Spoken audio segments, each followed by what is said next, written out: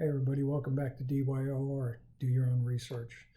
Tonight what I want to do is I want to double back and touch on a subject I hit about 3 months ago on when I talked about the Federal Reserve. And I got to thinking about the Federal Reserve and how the Federal Reserve is what we call the central bank here in the United States. And there are central banks all around the world.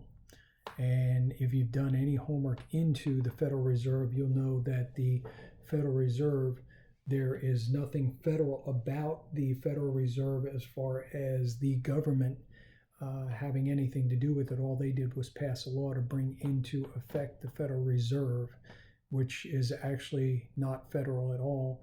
All they did was allow the Federal Reserve to be used as a central banking system. And there are no reserves in the Federal Reserve either because they print money out of thin air. It is not backed by anything. It's backed by what, if you look at the currency that we have now called the Federal Reserve note, it's backed by the good faith and confidence of the United States government, which really holds no water at all. Back in the day when the Federal Reserve was started originally, it was backed by gold 1-to-1. The US dollar was.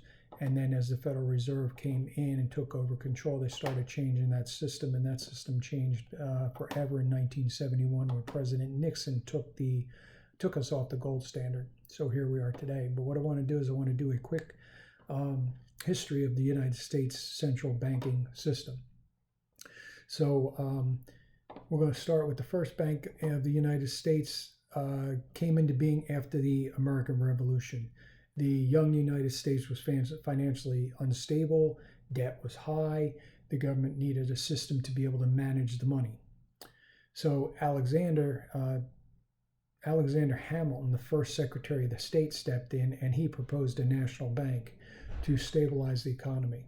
So in 1791, under President George Washington, Congress approved the first Bank of the United States, but it was given a limit of 20 years. And not everyone agreed to it. Thomas Jefferson and James Madison opposed it. They argued that it gave too much power to a centralized financial institution that wasn't explicitly authorized by the Constitution. And I stand on that same agreement. When the bank's charter came up for renewal in 1811, Congress voted it down. The first bank was dissolved under President James Madison. Then, just a few years later, after the War of 1812 specifically, financial instability pushed Congress to reconsider the central banking again. So in 1816, the Second Bank of the United States was established under President James Madison. Like the first, it was given a 20-year charter, and the bank played a large role in regulating the nation's money supply and overseeing state banks. But once again, opposition grew to the centralization of money and power, so President Andrew Jackson became the bank's most vocal critic. He believed that it centralized too much economic power in the hands of a few and possessed a threat to individual liberty, which I totally agree. In 1832, Congress passed a bill to renew the bank entirely, and President Jackson vetoed it. And by 1836, the second central bank had ceased to exist. After decades of financial instability, again it came into the country and repeated banking panics, especially the panic of 1907, where we saw the stock market crash 50%, pressures grew for a new system. So in 1913, Congress passed the Federal Reserve Act under President Woodrow Wilson. There was nothing federal about it because there were no federal employees involved in it. There was no federal people overseeing it.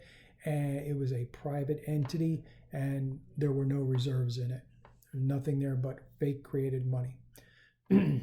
This created the Federal Reserve, this 1913 Congressional Act.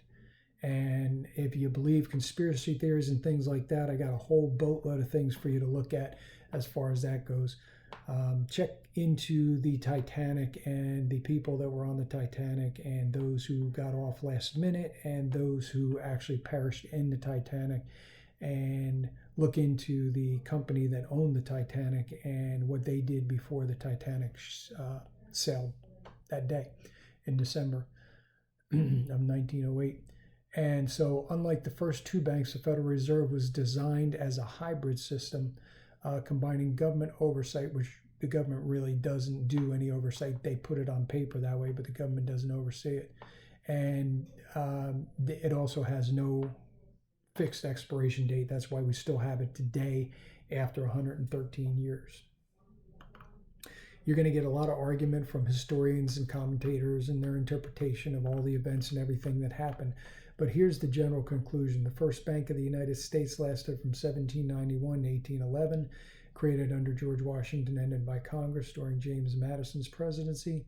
The Second Bank of the United States lasted from 1816 to 1836, created under James Madison, and ultimately ended by Andrew Jackson.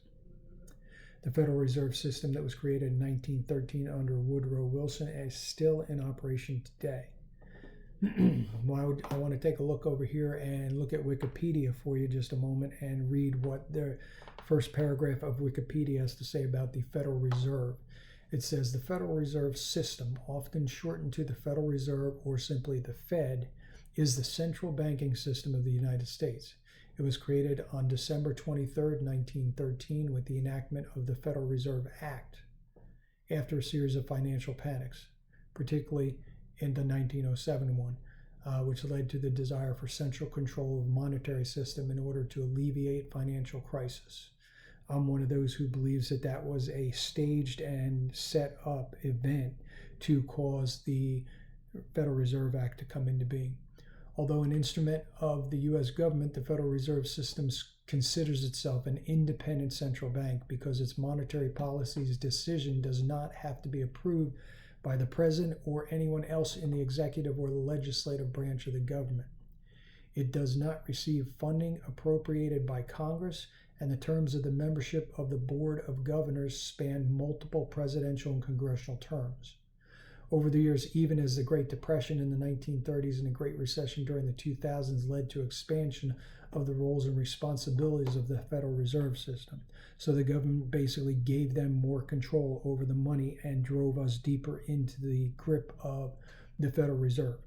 There's all kinds of stuff that we can go into over that, but we are not going to do that. I just want to whet your appetite for what our Constitution says.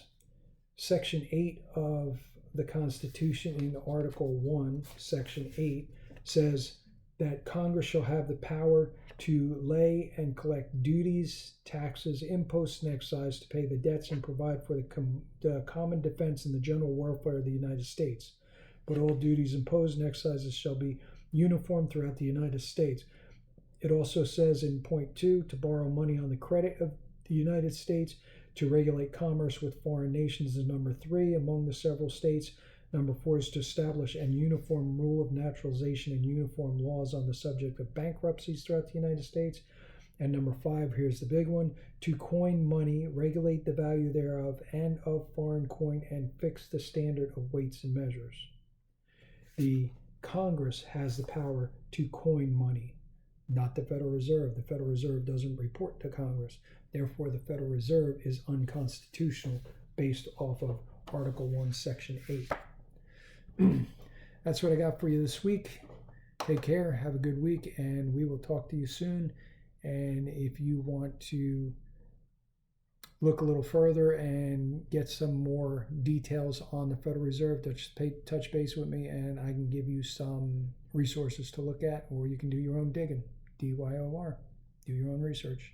Have a good week, guys.